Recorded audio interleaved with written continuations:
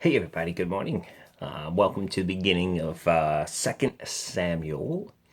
And this book here, it starts out with the report of Saul's death to King David. A young Amalekite brings the report to David, and he tells him he says, "Hey, I saw King Saul, and he looked like he wasn't going to make it. He asked me to kill him, so I killed him." And David says, "You touched the Lord's anointed." So David has that man killed.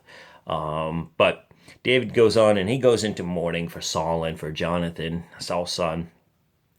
And David he's saddened. He's distressed by this, and he's very saddened because of the office. I mean, this is the highest office held in Israel. And, for us, it's as if our president was assassinated. And, no matter what side of the aisle you're on, and no matter, who you are, a president of the United States being assassinated is a big deal.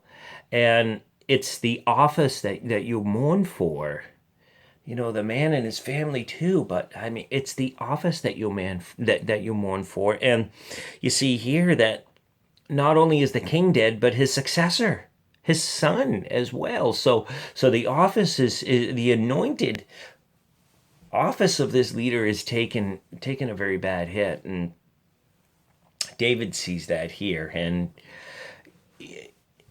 it's easy for us, for anybody in place of authority, it's easy for us to say, to know, to have an opinion on how they should do their job, or how they should lead, or how they should anything. But the truth is, we're not in that position.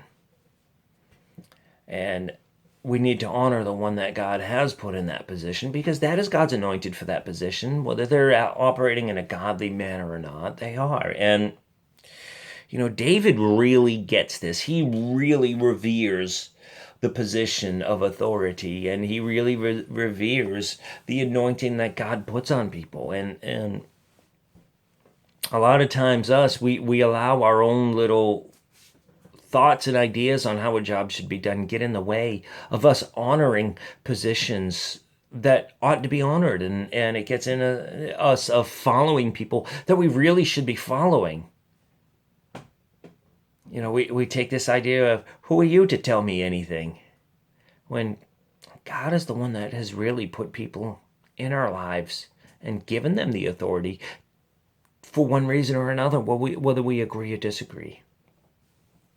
So maybe our message today is that we need to honor authority. And I know we've talked about this before, but you see, David, it keeps coming up in David's life.